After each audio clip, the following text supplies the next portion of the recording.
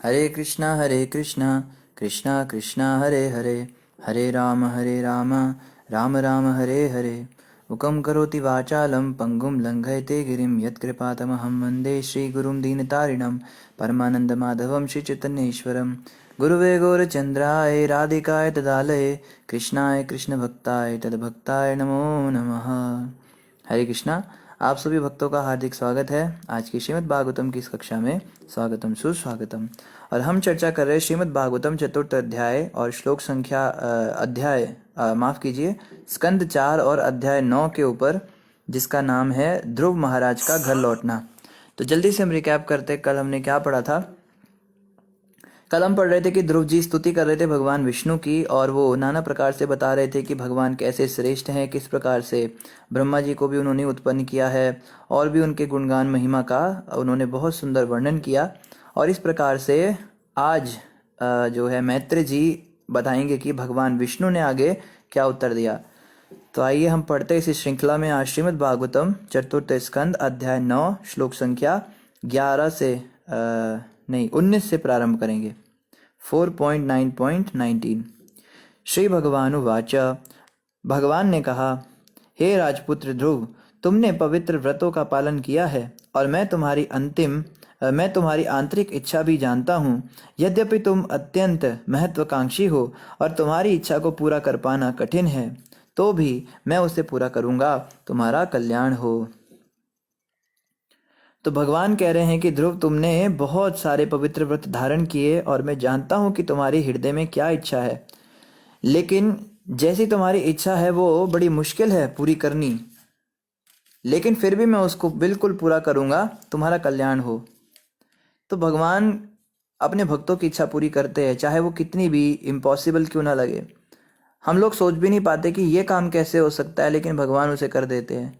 कई बार भक्त लोग सोचते हैं, प्रभु जी ये चीज़ तो नामुमकिन है, ये तो कभी हो ही नहीं सकता, मतलब ये तो मेरे जीवन में कभी हो ही नहीं सकता, ऐसा दिन तो कभी आ ही नहीं सकता, मेरे घर वाले ऐसे हैं, मेरा मेरा व्यवहार ऐसा है, मेरा करिकुलम ऐसा है, मेरा शरीर ऐसा है, मेरी आदतें ऐसी हैं, ये चीज़ तो कभी हो ही नहीं सकती। तो जो नहीं हो सकता उसको करना ही तो भगवान का काम है। और यहाँ पे भगवान विष्णु कहते हैं, तुम्हारे आंतरिक इच्छा मैं जानता हूँ। यानी कि इससे फर्क नहीं पड़ता कि हम बाहर से कैसी स्थिति में हैं, कैसी परिस्थिति में है, कैसी मनस्थिति में है, अगर हमारे हृदय में इच्छा है तो भगवान उसको पूरा करेंगे। ठंड लग जाएगी। और भगवान कहते हैं कि मेरे भक्त हृदय से जो बात को इच्छा करते हैं उसे मैं पूरा करता हूँ। जैसे कई बार मैंने पहले भी बताया था, एक माता जी का रेडियो पे प्रोग्राम आता था, तो उसको हम सुनते थे, उसमें वो बड़े अच्छे अच्छे उत्तर देती थी। तो उन दिनों हमारा बड़ा मन बनता था कि हम भक्ति करें भगवान की और आगे बढ़े भक्ति में, कुछ अपने जीवन में कुछ आध्यात्मिक अनुभव कर सके। पर ये बड़ा नामुमकिन सा लगता था, क्योंकि हमारे परिवार में दूर दूर तक भक्ति का कोई नामो निशान नहीं था। हमने घर में ठाकुर जी को लाने की बात की तो उसको सुनते ही हमारे घर वाले बड़े परेशान हो गए।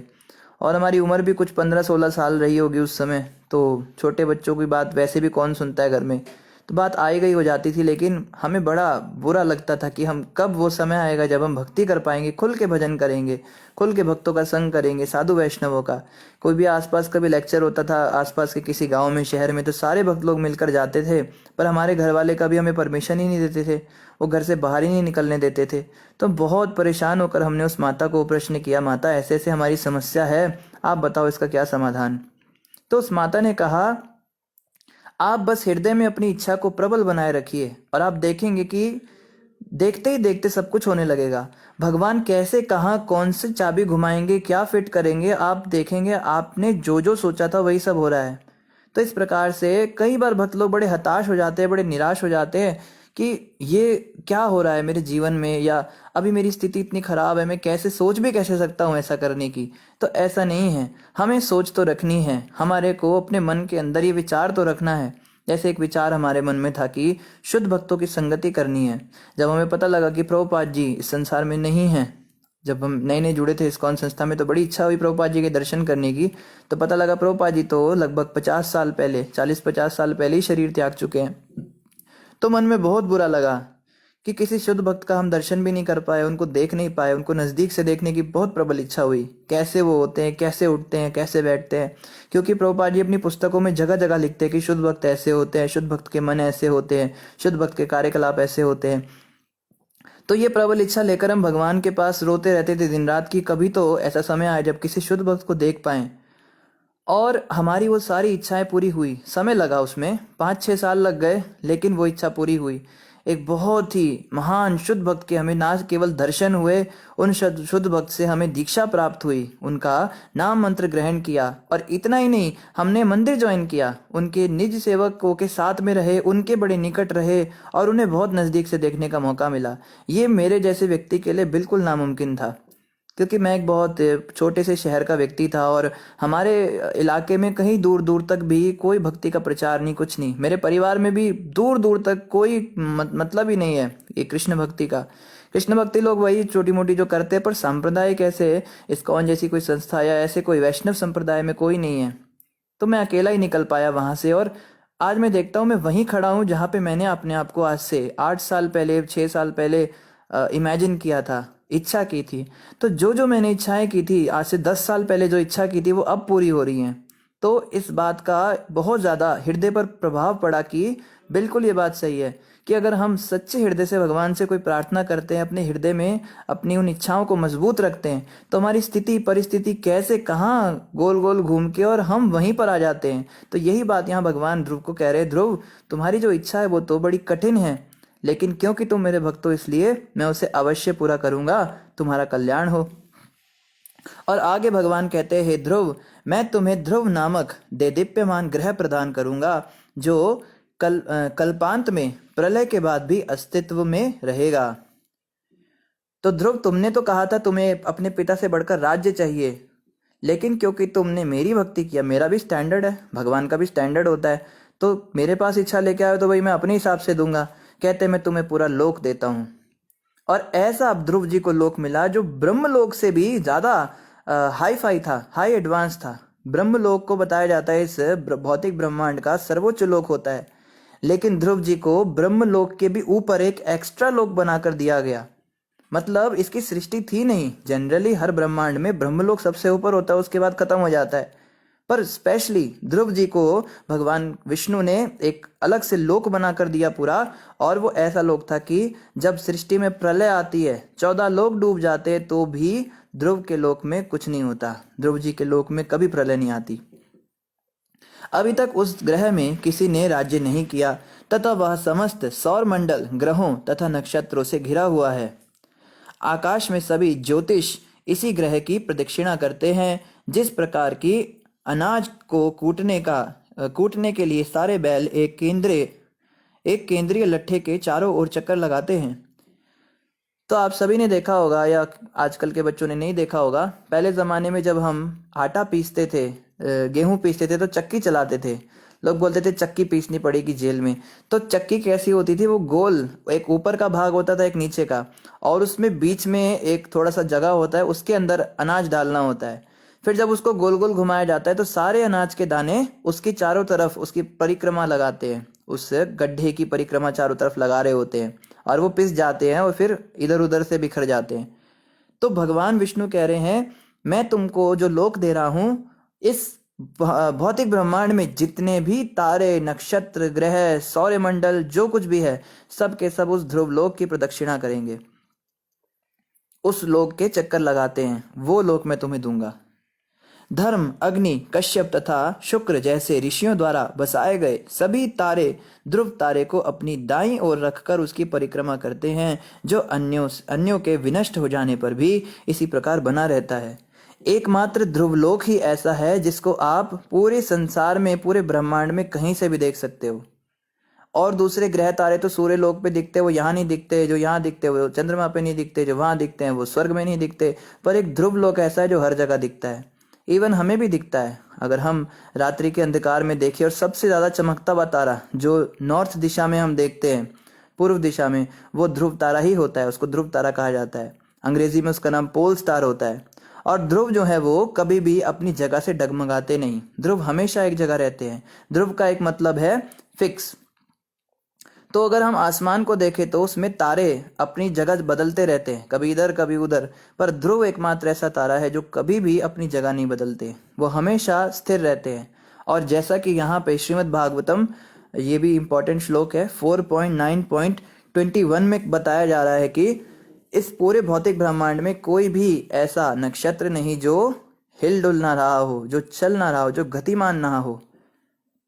ये सब के सब घूम रहे हैं, ये सब प्रदक्षिणा कर रहे हैं ध्रुव लोक की, ध्रुव तारे की ये लोग परिक्रमा लगा रहे हैं। तो जो साइंटिस्ट हमको सिखाते हैं कि सूर्य स्थिर है और पृथ्वी उसके चक्कर लगाती है, उसका तो यहाँ पूरा खंडन हो गया, क्योंकि सूर्य भी पृथ्वी सहित ध्रुव लोक के चक्कर लगा रहे हैं। इसको ऐसे समझा जा सकता है जैसे एक झूमर होता है, आपने झूमर देखा होगा, दीवार के जो ये छत होती है, छत के ऊपर झूमर टांगा जाता है, तो उसमें लाइट जलती है, बल्ब जलते हैं। अब मान लीजिए उस झूमर को आप घुमा दीजिए, तो मान लीजिए बहुत बड़ा झूमर है, उसमें हजारों बल्ब हैं, तो वो सारे के सारे बल्ब घूम रहे हैं, लेकिन वो किसके आधार पे घूम रहे हैं? जो हुक लगा हुआ है ऊपर।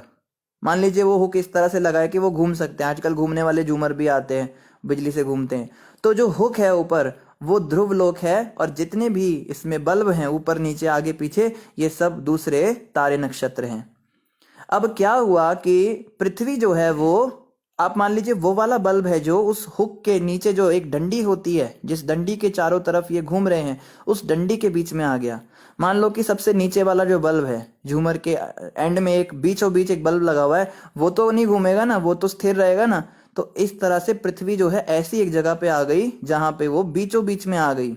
हालांकि पृथ्वी के चारों तरफ नक्षत्र नहीं घूम रहे हैं, लेकिन क्योंकि पृथ्वी उस स्थान पे है, उसकी सीध में आ गई ध्रुव लोक की, इसलिए कहा जाता है कि सूर्य पृथ्वी के चक्कर लगाते हैं। एक्चुअली में सूर्य पृथ्वी के चक्कर नहीं, सूर्य तो ध्रुव लोक के चक्कर लगा रहे हैं, लेकिन क्योंकि पृथ्वी जो है वो ध्रुव लोक की सीध में आ गई नीचे, अब बीच में जितने भी तारे नक्षत्र सीध वाले हैं ये तो नहीं हिलेंगे ना, इसलिए शास्त्र जो है हमारा ज्योतिष विज्ञान, ज्योतिष शास्त्र कहता है कि पृथ्वी स्थिर है और सूर्य चक्कर लगा रहे हैं।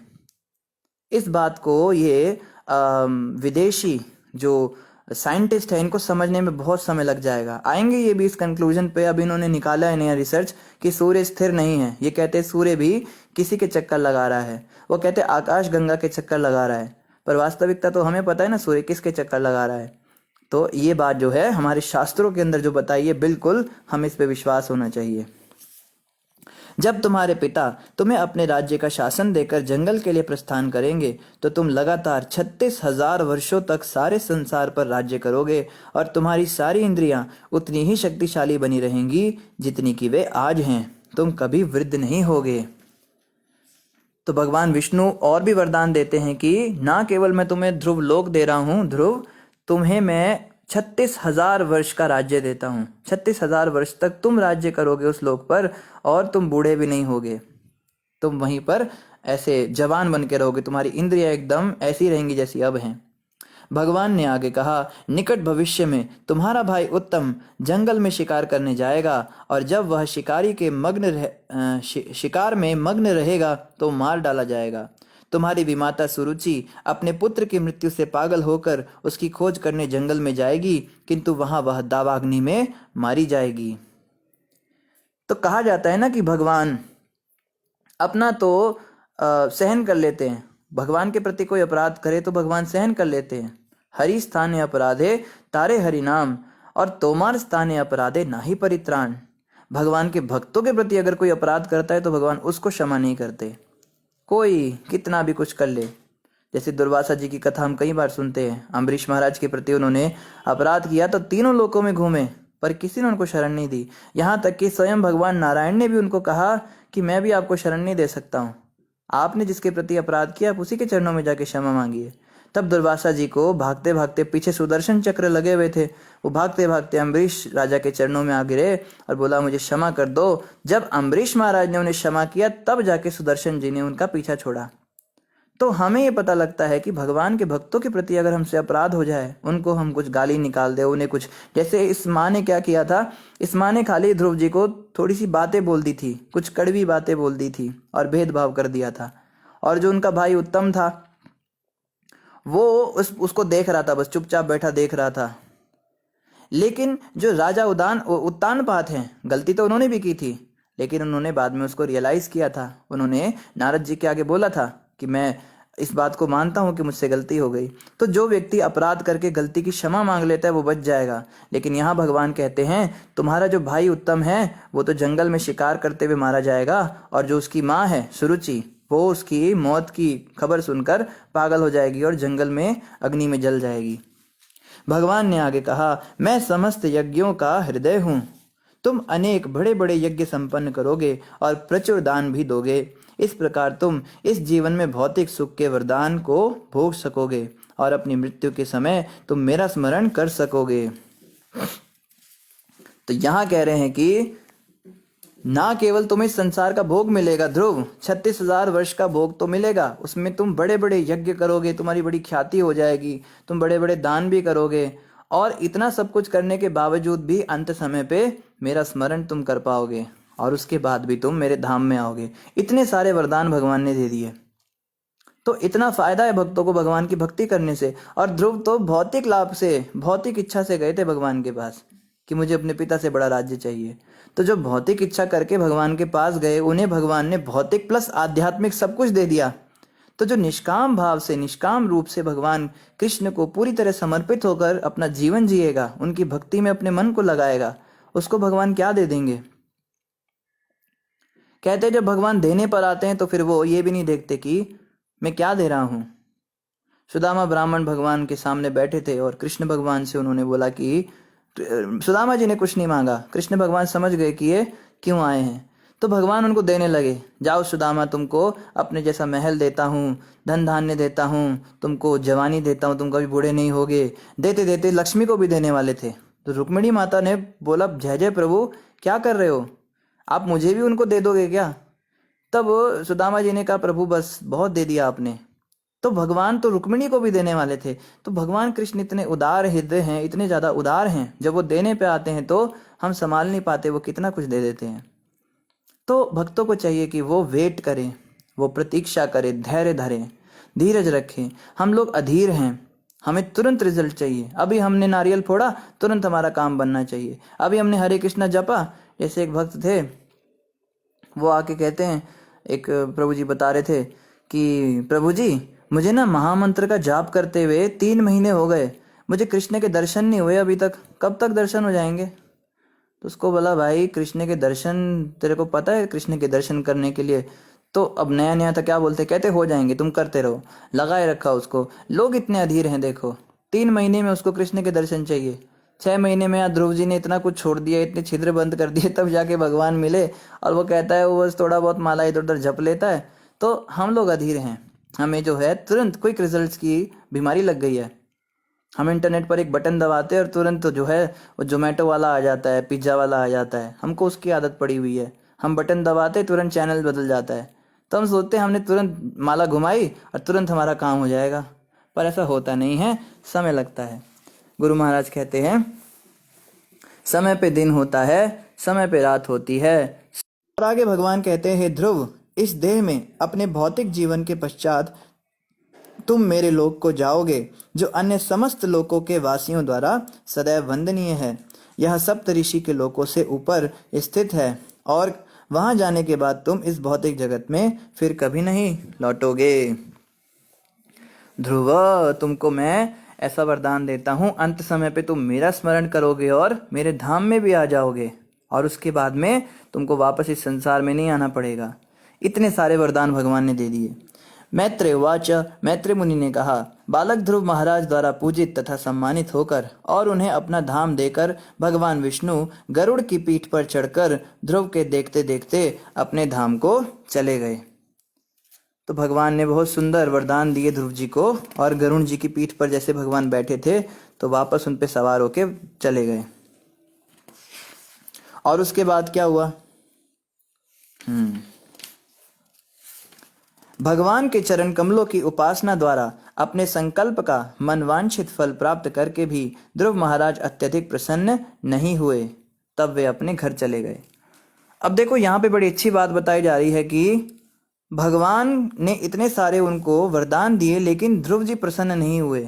ध्रुव जी ने कहा क्या क्या हुआ ये, मतलब मजा नहीं आया। तो जनरली ऐसा होता है, भगवान विष्णु इतने सारे उपहार, इतने सारे वरदान देकर जाएं तो कोई भी भक्त बड़ा आनंदित होगा, आज तो मजा आ गया, आज तो आनंद आ गया, आज तो भगवान ने बड़ी कृपा कर दी। लेकिन ध्रुव जी का क्या है, मूल अटक गया। ध्रुव जी बड़े दुखी हुए और उल्टा परेशान हो गए, और परेशानी के कारण जो है वो दुखी होकर वापस घर लौट रहे हैं अब, कि ये क्या हो गया।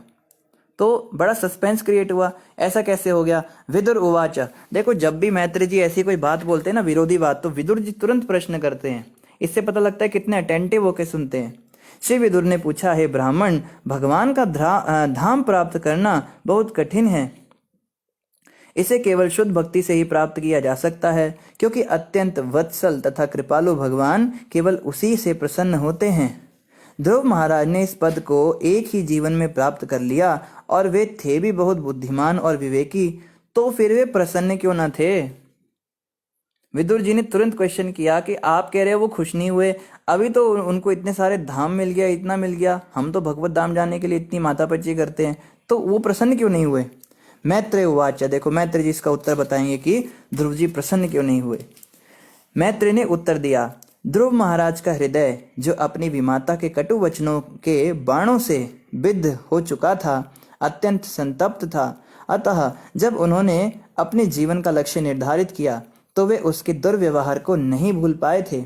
उन्होंने इस भौतिक जगत से वास्तविक मोक्ष की मांग नहीं की, बल्कि अपनी भक्ति के अंत में जब भगवान उनके समक्ष प्रकट हुए तो वे अपनी उन भौतिक याचनाओं या मांगों के लिए लज्जित थे जो उनके मन में थी। कह रहे हैं कि ध्रुव महाराज पहले गए तो थे बड़े गुस्से में कि मुझे मेरी माँ ने ऐसा बोला, अभी दिखा दूंगा उसको, इतना बड़ा राज्य लूंगा। लेकिन जब उनकी भक्ति कंप्लीट हो गई, भगवान के दर्शन हो गए, तो वहां पे वो बहुत ज्यादा विचलित हो गए, बहुत लज्जित हो गए। भगवान के सामने खड़े होकर ध्रुव जी सोचने लगे कि इतने बड़े भगवान मेरे सामने आए, सृष्टि के स्वामी आए, और भक्ति ही जीवन है, जीवन का लक्ष्य कृष्ण प्रेम प्राप्ति है, और मैं क्या इच्छाएं लेकर बैठा हूं मन में, क्या मैंने उल्टी सीधी बातें सोच रखी हैं। तभी तो देखो ध्रुव जी ने जब स्तुति की थी तब वो बोल रहे थे ना कि वो लोग बड़े अभागे हैं, माया के द्वारा ठगे हुए हैं, जो कांच के टुकड़े चुनने के चक्कर में और हीरे मोती गवा देते हैं। तो वो ध्रुव जी को तब रियलाइज हुआ कि मैं कितनी तुच्छ सी इच्छा लेकर भगवान के सामने आया हूं, लेकिन अब रद्द कैसे करूं। ये ऑर्डर कैंसिल नहीं होता है, जैसे दुकानों पे लिखा होता है ना, वंस सोल्ड नॉट रिटर्न। एक बार बिक गया तो फिर आप वापसी नहीं होगी उसकी, आप सामान को ध्यान से खरीदिए। तो ध्रुव जी ने एक बार इच्छा कर तो दी राज्य की, तो अब उसको वापस तो कर नहीं सकते, और भगवान इतने दयालु, भगवान ने सारी राज्य वाली इच्छाएं पूरी भी कर दी। अब ध्रुव जी के मन में इच्छा थी नहीं राज्य पाने की, तो भी भगवान जबरदस्ती उनको राज्य देकर गए, इसलिए वो बड़े परेशान हो गए, ये क्या क्या कर दिया मैंने। ध्रुव उवाच, ध्रुव महाराज ने मन ही मन सोचा, भगवान के चरण कमलों की छाया में स्थित रहने का प्रयत्न करना कोई सरल कार्य नहीं है, क्योंकि सनंदन इत्यादि जैसे महान ब्रह्मचारियों ने भी, जिन्होंने समाधि में अष्टांग योग की साधना की, अनेक जन्मों के बाद ही भगवान के चरणारविंद की शरण प्राप्त की है। मैं तो 6 महीनों में ही वही फल प्राप्त कर लिया है।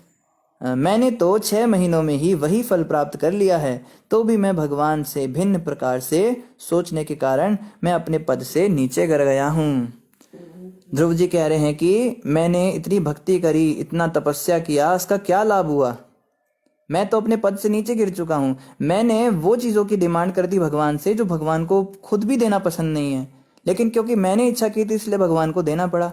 भगवान कृष्ण तो यही कहते हैं ना, यो में भक्त्या प्रयच्छति, जो मेरा भक्त भक्ति भाव से मुझे कुछ भी अर्पित करता है मैं उसको स्वीकार करता हूँ। भगवान को तो भक्ति पसंद है, भाव पसंद है। ये जो मनवांचित इच्छाएं हैं, संसार का राज्य चाहिए, भोग चाहिए, ये चाहिए, वो चाहिए, ये भगवान को अच्छा नहीं लगता। लेकिन उनके भक्त जैसे भी हों, सकाम हो चाहे निष्काम हो, भगवान सबकी इच्छाएं पूरी कर तो देते हैं। अब ध्रुव जी कह रहे हैं मेरे सकाम इच्छाओं के कारण भगवान को ऐसे वरदान देने पड़े, मैं कितना अभागा हूं। अब उनको लज्जा आ रही है अपने ऊपर। ओहो, जरा देखो तो मैं कितना अभागा हूं। मैं उन भगवान के चरण कमलों के पास पहुंच गया जो जन्म मरण के चक्र की श्रृंखला को तुरंत काट सकते हैं, किंतु फिर भी अपनी मूर्खता के कारण मैंने ऐसी वस्तुओं की याचना की जो नाशवान हैं। अब ध्रुव जी को महसूस हो रहा है, अब रियलाइज हो रहा है 36,000 सालों का राज्य तो मिल गया, लेकिन 36,000 साल के बाद क्या होगा? 36,000 साल के बाद तो वो राज्य नाश ही हो जाएगा ना। तो इस संसार में जो भी वस्तु है ये नाशवान है, और इसको पाने के चक्कर में मैंने क्या किया? मैंने भगवान की भक्ति से अपने आप को वंचित कर दिया। अगर मैं चाहता तो भगवान तुरंत मुझे अपने धाम ले जाते, लेकिन क्योंकि मैंने ये इच्छा की, इसलिए अब मुझे 36,000 साल तक भगवान से वियोग सहन करना पड़ेगा। इतने 1,000 साल तक तो भगवान मुझे मिलने नहीं वाले। इसीलिए भक्तों को बहुत ज़्यादा सावधान रहना चाहिए भक्ति करते समय।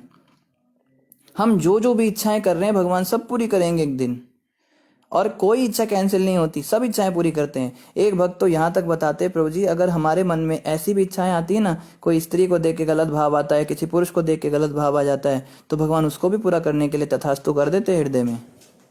अब आप कितनी भी मालाएं घुमा रहे हो, कितना भी हरे कृष्णा जप रहे हो, उसका तो अलग प्रभाव पड़ेगा, लेकिन भगवान जो है वो इच्छाएं भी पूरी करेंगे। और जब उन इच्छाओं की पूर्ति हो रही होगी, उस समय हमें इतनी लज्जा आ रही होगी अपने ऊपर कि हाय देखो मैं क्या कर रहा हूँ, ये क्या काम कर रहा हूँ, मैं तो भक्ति करने आया था भगवान की, और ये कहाँ फंस गया। कई लोग पैसे की, घर बार की इच्छाएं कर देते हैं, जानबूझ के नहीं करते, बैठे हैं, गर्मी लग रही है, काश एसी होता, काश ये होता, ऐसे बस सोच रहे हैं मन में, जो और जब भी चल रहा है हरे कृष्णा भी कर रहे हैं, तो भगवान सब कुछ नोट कर रहे होते हैं, और एक एक इच्छा पूरी होती है हमारी।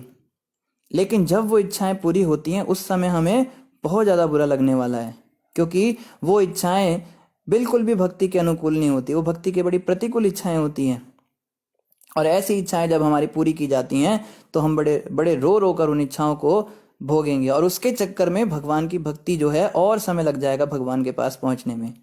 हम जो बच्चे हमारे अच्छे हो जाएं, हमारा घर धंधा कारोबार अच्छा हो जाए, भगवान सारी इच्छाएं पूरी करेंगे, लेकिन उसके चक्कर में फंस के जो है हम भक्ति से थोड़ा इधर उधर डेविएट भी हो सकते हैं, समय लग जाएगा। एक जन्म की जहाँ पे बात हो रही है वहां पे 10 जन्म लग जाएंगे। इच्छाएं इतनी सारी कर दी, उन इच्छाओं की पूर्ति करने में ही भगवान को 10 जन्म लग जाएंगे। और भगवान हृदय में परमात्मा रूप में बैठे, उन्हें पता लग जाता है, मन के अंदर पढ़ लेते हैं। इच्छा हम बाद में करते हैं, भगवान को पहले पता लग जाता है। तो बहुत सोच समझ के इच्छाएं करनी चाहिए, हमको बहुत ध्यान रखना चाहिए। विशेष रूप से जप करते समय बहुत सावधान रहना चाहिए। जप करते समय मन इधर उधर ज्यादा घूमना नहीं चाहिए हमारा। घूमे तो बस भगवान की भक्ति की इच्छा हो, ये इच्छाएं करनी चाहिए। कोई खाने की, कोई पीने की, कोई व्यक्ति, जैसे एक भक्त बता रहे थे, प्रभु जी हम जप कर रहे थे और अचानक से मेरे मन में, क्योंकि पहले का अभ्यास था, उसके मन में कुछ ये गंदी चीज खाने की इच्छा आ गई, जो वो पहले खाया करता था, KFC में कुछ खाता था वो। तो कहता है प्रभु जी गलती से एक दिन मैंने सच में वो चीज़ खा ली, और मुझे बाद में रियलाइज़ हुआ कि अरे दिमाग से एकदम स्किप ही हो गया। उस समय दोस्तों के साथ गया बाहर पार्टी में, उसके दोस्तों ने वो सब बांटा, और वो खाने के बाद उसको पता लगा कि मैं तो ये सब छोड़ चुका हूँ। फिर उसको याद आया मैंने जब करते समय ये इच्छा करी थी। तो ये, और अब देखो अब कितना उसको बुरा लग रहा होगा, गले में कंठी माला पहनकर उसने ये नियम तोड़ दिया। तो हमें बहुत सावधान रहना है इच्छा करते समय। आगे ध्रुव जी कहते हैं, चूंकि सभी देवताओं को जो उच्च लोकों में स्थित हैं फिर से नीचे आना होगा, अतः वे सभी भक्ति द्वारा मेरे विष्णु लोक को प्राप्त करने के प्रति ईर्ष्यालु हैं। इन असहिष्णु देवताओं ने मेरी बुद्धि नष्ट कर दी है, और यही एकमात्र कारण है जिससे मैं नारद मुनि के उपदेशों के आशीर्वाद को स्वीकार नहीं कर सका। तो ध्रुव जी को अब अपनी गलती महसूस हो रही है कि भगवान विष्णु ने मुझको दर्शन दिया, और उस समय मेरी बुद्धि काम क्यों नहीं की, उस समय मैंने सही चीज की डिमांड क्यों नहीं की। निश्चित रूप से ये जो स्वर्ग के देवता हैं ये मुझसे ईर्ष्यालु हो गए होंगे, क्योंकि देवताओं को तो विष्णु लोक की प्राप्ति होने नहीं वाली है, उन्हें तो जन्म मरण के चक्र में ही फंसना है। इसलिए वो मुझसे ईर्ष्या करने लगे कि इसको कैसे प्राप्त हो गई, और उन्होंने मेरी बुद्धि फेर दी। इसी कारण से मैं उस समय सही डिसीजन नहीं ले पाया। और मेरे गुरुदेव नारद मुनि ने जो मुझे उपदेश दिए थे कि बस तुम निष्काम भक्ति करो, वो चीजें मैंने त्याग दी, गुरु के आदेशों को त्याग दिया। हमारे गुरु महाराज भी बस एक ही बात बोलते रहते हैं, निष्काम भक्ति करो, निष्काम भक्ति करो, भगवान से भक्ति के बदले में कुछ मत मांगो, बस खाली भक्ति करो भगवान की। तो हमें लगता है गुरुजी तो बोल रहे हैं कि निष्काम भक्ति करो, पर निष्काम भक्ति से घर थोड़ना चलता है, पैसे भी चाहिए, गाड़ी भी चाहिए, सब कुछ चाहिए होता है। तो हमें लगता है गुरु की बातें बड़ी इम्प्रैक्टिकल हैं, लेकिन कल को जब हम उस स्थिति पर पहुंचेंगे जहां भक्ति के द्वारा गुरु की कृपा से ही भगवान मिलेंगे, तब भगवान हमें वो सब वरदान देकर जाएंगे। ये लो बहुत बड़ी बड़ी फैक्ट्री खोल देता हूँ, बहुत बड़ी गाड़ी खोल देता हूँ। उस समय लगेगा प्रभु क्या कर रहे हो, बस मुझे धाम ले चलो, अभी तुरंत ले चलो मुझे। कहेंगे नहीं, अभी तुम्हें नहीं ले जाऊंगा, तुमने जो इच्छाएं की थी सब पूरी करूंगा। तब हमें रियलाइज होगा गुरु ने जो कहा था निष्काम भक्ति करो, तो हमने कितना समय बर्बाद कर दिया। भगवान कहेंगे भी 5-6 जन्म तुम यहीं रहो, खाओ पियो, जितनी इच्छाएं की हैं पूरी करो, उसके बाद मैं तुम्हें लेने के लिए आऊँगा। तो हमें समझना है गुरु जो बातें हमें करते हैं वो हमें समझ में आए चाहे ना आए, हमें उसको आंख बंद करके पालन करना चाहिए। नहीं तो जैसे ध्रुव जी यहाँ पे पश्चाताप कर रहे हैं, ऐसे हमें पश्चाताप करना पड़ेगा। ध्रुव महाराज पश्चाताप करने लगे कि मैं माया के वश में था, वास्तविकता से अपरिचित होने के कारण मैं उसकी गोद में सोया था। द्वैत दृष्टि के कारण मैं अपने भाई को शत्रु समझता रहा और झूठे ही यह सोचकर मन ही मन पश्चाताप करता रहा कि वे मेरे शत्रु हैं। अब ध्रुव जी जब द्वैत भाव से मुक्त हो चुके हैं, ध्रुव जी की दृष्टि में सब कुछ समान भाव आ चुका है। अब ध्रुव जी सोच रहे हैं कि देखो इतने सालों तक मैं अपने उस भाई को अपना दुश्मन मानता रहा कि ये मेरे पिता की गोद में चढ़ता है और मैं पिताजी की गोद में चढ़ नहीं पाता हूँ, ये मेरा कितना बड़ा दुश्मन है। लेकिन जब भगवान ने कहा कि तुम्हारा भाई इस प्रकार शिकार में मारा जाएगा क्योंकि तुमको वो पसंद नहीं था, अब ध्रुव जी को अपने ऊपर लज्जा आ रही है। हाय, अपने भाई से मैंने शत्रुता करी और भगवान के द्वारा उसको इस प्रकार से मारा जाएगा, ये कितनी बुरी बात है। मेरे कारण वो मरेगा और उसकी माँ पागल हो जाएगी, क्योंकि भक्त जो होता है ना उसका हृदय बड़ा कोमल होता है। संत हृदय नवनीत समाना। हमारा हृदय क्या है, हमारा हृदय तो कठोर पत्थर की तरह है, पिघलता ही नहीं है। हम किसी को कितना कठोर दंड देते हैं, दूसरों के लिए कितना बुरा भला सोचते हैं, इसका नाश हो जाए, इसके दांतों में कीड़े पड़ जाएं, इसके घर में आग लग जाए, इसकी पत्नी मर जाए, इसके बच्चे बिगड़ जाएं, इसका सारा परिवार उजड़ जाए, हम इस प्रकार से सोचते हैं। लेकिन जो सच्चे भक्त होते हैं, जो सच्चे संत होते हैं, वो कभी भी किसी का बुरा नहीं सोचते। सच्चे भक्त तो कभी किसी से बदला लेने का भाव भी नहीं रखते, चाहे कोई उन्हें मारने की कोशिश करे, उन्हें जहर दे, उनके घर में आग लगा दे, उनकी उपेक्षा करे, उनका मजाक उड़ाए, उनके बारे में उल्टी सीधी बातें फैलाए, लोगों से उनको कुछ कुछ बोले। सच्चे संत की ये पहचान होती है। जैसे एक बार की बात, एक संत रहते थे एक गांव के अंदर। तो उस गांव के अंदर एक व्यक्ति भी रहता था, ऐसी नॉर्मल व्यक्ति था। तो उसने सोचा कि उम्र काफ़ी हो रही है, क्यों ना मैं तीर्थ यात्रा करने जाऊं। तो उन दिनों तीर्थ यात्रा पैदल की जाती थी, उस समय घोड़ा गाड़ी पे तीर्थ यात्रा नहीं होती थी। तो वो पैदल निकल गए तीर्थ के लिए। तो उन्होंने सोचा कि पता नहीं वापस आऊं या ना आऊं, क्योंकि तीर्थ यात्रा पे जाने का मतलब होता था कई साल लग जाएंगे आते आते, तो पता नहीं जिंदा लौट पाऊं या मेरी मृत्यु रास्ते में ही हो जाए। तो उन्होंने अपनी पत्नी को बोला, देखो मैं ऐसे ऐसे तीर्थ यात्रा पे जा रहा हूँ, तो यहाँ यहाँ पे ये पूंजी रखी हुई है, पैसे यहाँ पे हैं, धरती इतनी है, सब उनको लेखा जोखा समझा दिया। और उसने फिर सोचा कि मान लो अगर मैं वापस आ गया और ये जो मेरी पत्नी है ये इतनी धीरजवान तो है नहीं, इतनी धैर्यवान है नहीं, ये सारे पैसे खर्च कर देगी, तो वापस आने के बाद मैं कैसे अपना गुजारा करूँगा। तो उसने कुछ विशेष जमा पूंजी, कुछ उसने सोने की अशर्फियाँ एक गठरी में बांधी और जाके उस साधु को देकर आ गए, क्योंकि उन्हें पता था कि साधु पूरी तरह से निष्काम था।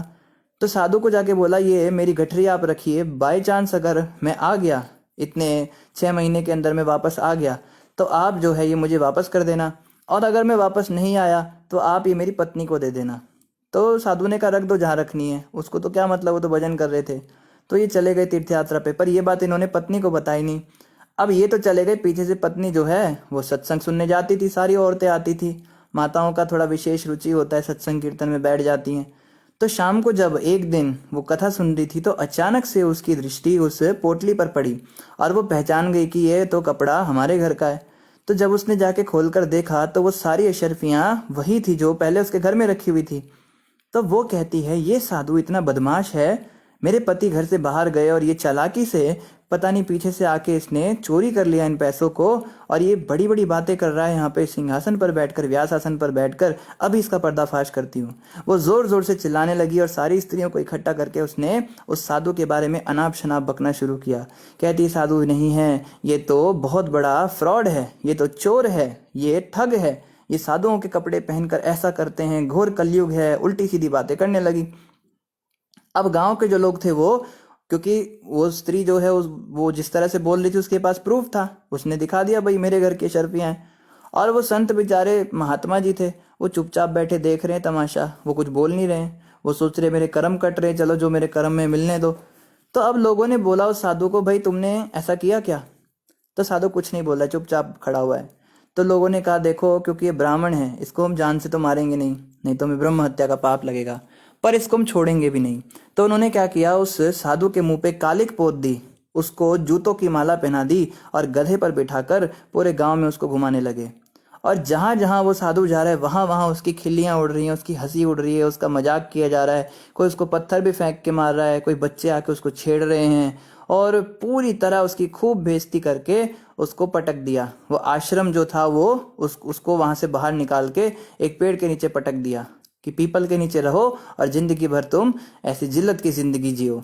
कोई कोई रोटी फेंक जाता था, कोई 10 गालियां देकर जाता था, पर उसका गुजारा चलता रहा। अब देखो ये साधु इतने विनम्र, ये होते हैं भक्तों के लक्षण। भक्ति करने से ये होता है, इतने विनम्र और इतने सहनशील, चुपचाप बैठे अपनी 2 टूक रोटी खाते और अपना भजन करते। इन्होंने कभी भी नहीं सोचा कि भगवान तुमने मेरे साथ ऐसा क्यों किया, मेरी भक्ति में क्या कमी रह गई थी, या ये जाके साहूकार को पंचों को बोले सरपंच मैं पंचायत बुलाना चाहता हूँ, मेरे साथ अन्याय हुआ है। तो कुछ नहीं बोला। अब जब वो व्यक्ति वापस आया 6 महीने के बाद अपनी पूंजी लेने के लिए, तो उसने देखा साधु तो था ही नहीं। तो घर में गया तो पत्नी को पूछा भाई साधु कहाँ गए? तो पत्नी ने सब कुछ बता दिया, तुम्हें पता है वो साधु नहीं है, ऐसा है वैसा है। कहता है मूर्ख स्त्री, तेरे से मुझे यही उम्मीद थी, तुझे पता भी है हुआ क्या है? तो उसने बताया कि मैंने उसको शर्फियां दी थी। अब उस औरत को अपने ऊपर इतनी शर्म आ रही है, अब कैसे बताए इस बात को, और बहुत ज्यादा उसको डांट लगाई उसके पति ने, और मारा पीटा भी थोड़ा बहुत, ऐसे कुछ हल्का फुल्का मार भी दिया उसको कि तू इतनी पागल है, तूने इतने बड़े संत के प्रति इतना अपराध किया, जा भाई उनके चरणों में जाके क्षमा मांग। और वो दौड़ी भागी और जाके उन साधु के चरण पकड़ लिए, और पूरे के पूरे गांव में उसने सरपंच को बोला ऐसे ऐसे हो गया भाई, गलती हो गई, और पूरे गांव में फैल गया भाई ये तो इतने बड़े महात्मा जी, इतने बड़े संत हैं कि इनके प्रति इतना अपराध कर दिया इस औरत ने, फिर भी ये चुपचाप वहां बैठे रहे। अब जिसने उनको उल्टी उल्टी बातें बोली थी, सब के सब मन में बहुत ज्यादा हृदय के अंदर पश्चाताप करने लगे, कितना पाप लगा, हमें तो नर्क जाना पड़ेगा, बहुत दुखी हुए। तो अब उन्होंने क्या किया, उन्होंने बोला अब हमें पश्चाताप करना पड़ेगा। उन साधु को दोबारा प्रतिष्ठित किया, उनका जो टूटा सा एक आश्रम था उसको बहुत सुंदर एकदम चंगा कर दिया, और वहां पे पूरी साफ सफाई और सारी सुविधाओं से उनको लैस कर दिया, और सारे के सारे लोग बड़े से आसन उनका बना दिया, उस पर बिठाकर उनको प्रवचन करके उनके सुनते थे, और उनको दूध से नहलाते थे, और उनको 56 भोग डेली लगने। और देखो वास्तविक परीक्षा तो अब हुई थी, अभी तक जो परीक्षा थी वो तो नॉर्मल परीक्षा थी। अब जो है साधु को इतनी प्रतिष्ठा मिलने लगी, इसके बावजूद भी साधु ने कभी भी उसको स्वीकार नहीं किया। साधु अभी भी विनम्र बने रहे, और वो मन में सोचने लगे कि प्रभु की सारी लीला है, कभी तो घी घना, कभी मुट्ठी भर चना, तो कभी वो भी मना। तो साधु को कोई फर्क नहीं पड़ा कि कोई उनकी निंदा कर रहा है या स्तुति कर रहा है, साधु अभी भी वैसे ही अविचलित भाव से बने रहे और अपना भजन करने लगे। कई लोग उनके पास आते थे, आप इतने महान हैं, आप हमें दीक्षा दीजिए, आप हमें मंत्र दीजिए, आप कुछ हम पे कृपा कीजिए। तो साधु यही बोलते थे, भगवान का भजन करो। उन्होंने ये नहीं कहा कि अच्छा अभी जरा 10 गांव में और मेरा प्रचार करो, थोड़ा मेरे ऊपर किताबें लिखो, मैंने इतना बड़ा ये करके दिखाया, तुम सब जानते ही हो, मेरी सारी असलियत को तुम जान ही गए, तो अब तुम जो है जाके थोड़ा प्रचार करो, थोड़े मेरे शिष्य बनाओ, बड़े बड़े आश्रम खोलो, टीवी पे मेरा थोड़ा वो करो। उस साधु ने कभी नहीं कहा कि मेरा प्रचार करो, वो यही कहते रहे, बस तुम हरि का नाम जपो, हरे कृष्ण कृष्ण कृष्ण हरे हरे, हरे राम राम राम हरे हरे। तो ये होते हैं भक्त। हम तो अभी बहुत दूर हैं भक्ति से, हम कहते तो हैं हम बड़े भक्त बन गए, ये हो गया वो हो गया। अरे भक्त बनना बहुत दूर की बात है, पहले हम मनुष्य तो बन जाएं। अभी तो हम कुत्ते बिल्लियों की तरह लड़ते हैं आपस में, भक्त लोग लड़ते हैं। किस पे लड़ेंगे? एक भक्त ने दूसरे की धोती पहन ली, तो बड़े बाजार में उसकी धोती खींच रहा है, मेरी धोती तूने पहनी, निकाल इसको यहीं पे। कहेगा तेरा दिमाग ठीक है, यहाँ पे सबके सामने निकालू?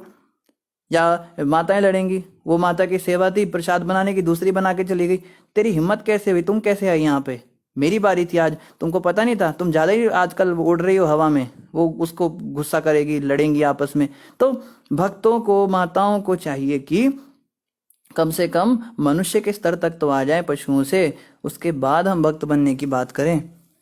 तो यही बात जो है यहाँ पे ध्रुव महाराज को रियलाइज हो रही है। और यहाँ पे वो क्या कह रहे हैं, भगवान को प्रसन्न कर पाना अत्यंत कठिन है, किंतु मैंने तो समस्त ब्रह्मांड के परमात्मा को प्रसन्न करके भी अपने लिए व्यर्थ की वस्तुएं मांगी हैं। मेरे कार्य ठीक वैसे ही हैं जैसे पहले से किसी मृत व्यक्ति का उपचार करना। मरे हुए व्यक्ति का कोई इलाज करता है क्या? ध्रुव महाराज कह रहे मैं तो मरे हुए व्यक्ति का इलाज कर रहा हूं। क्यों? ब्रह्मांड के स्वामी मेरे पास आए और मैंने उनसे ये फिजूल की चीजें मांग ली। जरा देखो तो मैं कितना अभागा हूं कि जन्म तथा मृत्यु की श्रृंखला को काटने में समर्थ परमेश्वर से साक्षात्कार कर लेने पर भी मैंने फिर उन्हीं दशाओं के लिए पुनः प्रार्थना की है। अब ये राज्य उन्हें सुख नहीं देगा। अब ये 36,000 का जो राज्य काल है, इसमें उन्हें और बुरा लगेगा और गुस्सा आएगा और उनकी शुद्धि होगी। ये भगवान की अरेंजमेंट होती है। जब तक हम भगवान से वस्तुएं मांगेंगे, भोग की वस्तुएं मांगेंगे, तब तक तो भगवान देंगे नहीं। और जिस दिन हम वैरागी हो जाएंगे, भगवान में अनुरागी हो जाएंगे, फिर भगवान कहेंगे लो भैया अब तुम लो, जो जो तुमने मांगा था 10-10 गुना लो। अब कहेंगे प्रभु अब क्या दे रहे हो, अब नहीं चाहिए, अब बस भक्ति चाहिए। कहते नहीं अब लो। तो जबरदस्ती भगवान वो सारी वस्तुएं जब भक्त को देते हैं तो उसकी शुद्धि होती है। वो ना चाहते हुए भी उनका भोग करता है और बहुत ज्यादा ग्लानि महसूस करता है, ये सब मैंने क्यों मांगा भगवान से, काश ये सब ना ही मांगा होता तो अच्छा था।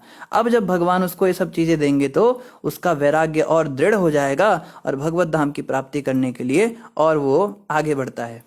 पर अभी शुरुआती स्तर में जो हम उल्टी सीधी इच्छाएं करते हैं ये नहीं मिलेगी। अभी आप मांगते रहिए, मेरे घर की हालत ठीक कर दो, मेरा पैसा बना दो, ये कर दो। अभी नहीं देंगे, जितना जरूरी है बस उतना देंगे। लेकिन जब भक्ति पूरी हो जाएगी तब आप देखिएगा जो जो अभी मांग रहे हैं सब कुछ पूरा मिलेगा। जैसे कई बार क्या होता है ना, प्रिंटर आपने देखा होगा, कंप्यूटर में एक प्रिंटर लगा रहता है। कई बार प्रिंटर खराब हो जाता है तो उसमें हम कमांड डालते हैं प्रिंट की, तो वो चीज़ नहीं निकलती, तो दोबारा कमांड डालते, तीसरी बार, 4-5 बार जब हम कमांड डाल देते हैं तो जब प्रिंटर ठीक हो जाता है अचानक से तो वो 5 पेपर एक साथ निकाल देता है। अब आप कहोगे मुझे तो एक ही पेज चाहिए था, ये 5 क्यों निकल रहे हैं? तो उसमें जो है ऑर्डर कैंसिल नहीं होता, प्रिंटर का ऐसा कुछ सिस्टम होता है। अब आपने एक बार उसको कमांड दे दिया तो वो निकालेगा। अब आपके 4 कागज एक्स्ट्रा बर्बाद होंगे। तो इसी प्रकार से भगवान से जो अवांछित इच्छाएं हम करते हैं ये सब की सब ऐसे बाद में पूरी होंगी, इस तरह से होंगी। और आगे कहते जरा देखो तो मैं कितना अभागा हूं कि जन्म मृत्यु की श्रृंखला को काटने में समर्थ परमेश्वर के साक्षात्कार कर लेने पर भी वापस मैंने उन्हीं चीजों की प्रार्थना की। पूरी तरह अपनी मूर्खता और पुण्य कर्मों की न्यूनता के कारण ही मैंने भौतिक नाम, यश तथा संपन्नता चाही, यद्यपि भगवान ने मुझे अपनी निजी सेवा प्रदान की थी। भगवान तो तुरंत मुझे अपने धाम ले जाने वाले थे, अपना सेवक बनाने वाले थे। और पता नहीं इस समय में भगवान के साथ होता, उनके विमान में बैठा होता, उनकी चरण सेवा कर रहा होता, हाय देखो आज मैं कहाँ फंस गया, अब ये संसार का राज्य करता रहूंगा क्या? इतना अच्छा मौका मिला और मेरे हाथ से छूट गया। ध्रुव जी को बहुत ज्यादा ग्लानि हो रही है। मेरी स्थिति तो उस निर्धन व्यक्ति जैसी है जिस बेचारे ने महान सम्राट के प्रसन्न होने पर मुंह मांगी वस्तु मांगने के लिए कहे जाने पर अज्ञानतावश चावल के कुछ कण ही मांगे। जैसे कल भी हमने कथा सुनी थी, वो जो व्यक्ति राजा के पास गया था और राजा को कहता है मुझे कुछ चाहिए, मुझे कुछ चाहिए। वो राजा अपनी रानी का 9 लखा हार देने को भी तैयार हो गया था, पर उसने बस उससे 100 रुपए मांग लिए और चला गया। तो ऐसे व्यक्ति को मूर्ख ही कहा जाएगा। ध्रुव जी कह रहे हैं कि इतने बड़े ब्रह्मांड के स्वामी मेरे सामने आए और मैं उनसे उनकी निज सेवा मांग लेता, उनके साथ ही चला जाता वैकुंठ, और देखो मैंने क्या मांग लिया। मैं तो ठगा गया, बहुत ज़्यादा मेरी मूर्खता हो गई, मुझसे बहुत बड़ी गलती हो गई। ये बात अब रियलाइज हो रही है उनको। मैत्रेय उवाच, महर्षि मैत्रेय ने आगे कहा। तो विदुर जी ने बीच में क्वेश्चन कर दिया था, इसलिए मैत्रेय जी ने ये टॉपिक छेड़ा। अब वो आगे बताएंगे फिर क्या हुआ। हे विदुर, आप जैसे व्यक्ति जो मुकुंद मुक्ति प्रदाता भगवान के चरण कमलों के विशुद्ध भक्त हैं और उनके चरण कमलों में भौरों के सदृश आसक्त रहते हैं, सदैव भगवान के चरण कमलों की सेवा करने में ही प्रसन्न रहते हैं, ऐसे पुरुष जीवन की किसी भी परिस्थिति में संतुष्ट रहते हैं और भगवान से कभी भी किसी भौतिक संपन्नता की याचना नहीं करते। तो विदुर जी कहते हैं, नहीं, मैत्री जी कहते हैं विदुर जी को, आपने ध्रुव जी के बारे में तो पूछा, लेकिन आप वैसे नहीं हैं। आपका मन तो सदैव भगवान में लगा रहता है। देखो, ये वही विदुर हैं जिनके घर भगवान दुर्योधन का 56 भोग त्याग कर गए थे, और इनके घर जाके विदुरानी जी के हाथ से भगवान ने केले के छिलके खाए थे, फिर विदुर जी का बनाया साग उनके घर में खाया था। ये इतने महान भक्त थे विदुर, और मैत्री जी इनको कह रहे हैं कि आप चिंता मत कीजिए, आपके साथ ये सब नहीं होगा, क्योंकि आप कभी भी भगवान से कुछ नहीं मांगते हो, भौतिक कुछ भी नहीं मांगते हो। आप उनकी निष्काम भक्ति करते हो, आप सकाम भक्ति नहीं करते हो। आप उनसे परिवार की संपन्नता या दुकान मकान गाड़ी बंगला कुछ नहीं मांगते हो। इसलिए आप जो हो सीधे भगवान के धाम जाओगे, इस बात में आप निश्चिंत रहिए। और आगे क्या कहा, फिर आगे कंटिन्यू करने लगे। जब राजा उत्तानपाद ने सुना कि उसका पुत्र ध्रुव घर वापस आ रहा है, मानो मृत्यु के पश्चात पुनर्जीवित हो रहा हो, तो उसे इस समाचार पर विश्वास ही नहीं हुआ, क्योंकि उसे संदेह था कि यह कैसे हो सकता है। ये राजा उत्तानपाद भी घनघोर पश्चाताप की अवस्था में, इनको विश्वास ही नहीं हो रहा कि ध्रुव ने उन्हें क्षमा कर दिया। इनको लग रहा था मैंने इतना घोर अपराध किया अपने पुत्र के प्रति, वो पुत्र जो है 100 जन्मों में भी मुझे माफ नहीं करेगा। लेकिन वो पुत्र मात्र 6 महीनों के अंदर वापस घर आ रहा था, और उत्तानपाद राजा को विश्वास ही नहीं हो रहा था। उसने अपने को अत्यंत अभागा समझ लिया था, अतः उसने सोचा कि ऐसा सौभाग्य उसे कहाँ से नसीब हो सकता है। यद्यपि उसे संदेशवाहक की बातों पर विश्वास नहीं हुआ, किंतु महर्षि नारद के वचन पर उसकी संपूर्ण श्रद्धा थी। तो उसको याद आया कि नारद जी ने कहा था कि ध्रुव वापस आएगा, तो हो सकता है शायद नारद जी के वचन तो झूठे नहीं होते, हो सकता है शायद सच में आ रहा हो। अतः वह इस समाचार से अत्यंत भाव विह्वल हो उठा और हर्षातिरेक में झट उसने संदेशवाहक को एक बहुमूल्य हार भेंट कर दिया। तो जैसे ही संदेशवाहक ने आके बताया कि आपका बेटा आ रहा है, तो तुरंत अपने गले का एक बहुत बहुमूल्य हार निकालकर उसके हाथ में रख दिया। इतना सुंदर तुमने समाचार सुनाया। अपने खोए हुए पुत्र के मुख को देखने के लिए अत्यंत उत्सुक राजा उत्तानपाद उत्तम घोड़े से खींचे जाने वाले तथा स्वर्ण जटित रथ पर आरूढ़ हुआ। वह अपने साथ अनेक विद्वान ब्राह्मण, परिवार के गुरुजन, अपने अधिकारी तथा मंत्री और अपने सगे मित्रों को लेकर तुरंत नगर से बाहर चला गया। जब वह इस दल के साथ आगे बढ़ रहा था, तो शंख, दुंदुभी, वंशी तथा वेद मंत्रों के उच्चारण की मंगल सूचक ध्वनि हो रही थी। तो राजा रिसीव करने जा रहे हैं कि मेरा बेटा इतनी बड़ी तपस्या करके आ रहा है, मैं उसको रिसीव स्वयं करने जाऊंगा। उस स्वागत यात्रा में राजा उत्तानपाद की दोनों रानियां सुनीति तथा सुरुचि और राजा का दूसरा पुत्र उत्तम दिख रहे थे। रानियां पालकी में बैठी थी, तो ये सब भी आए उनके साथ में ध्रुव जी का स्वागत करने। ध्रुव महाराज को एक उपवन के निकट पहुंचा देखकर राजा उत्तानपाद तुरंत अपने रथ से नीचे उतर आए। तो उन्होंने देखा दूर से उनका बेटा आ रहा है वापस, तो वो रथ से तुरंत नीचे उतर गए। वे अपने पुत्र ध्रुव को देखने के लिए दीर्घ काल से अत्यंत उत्सुक थे।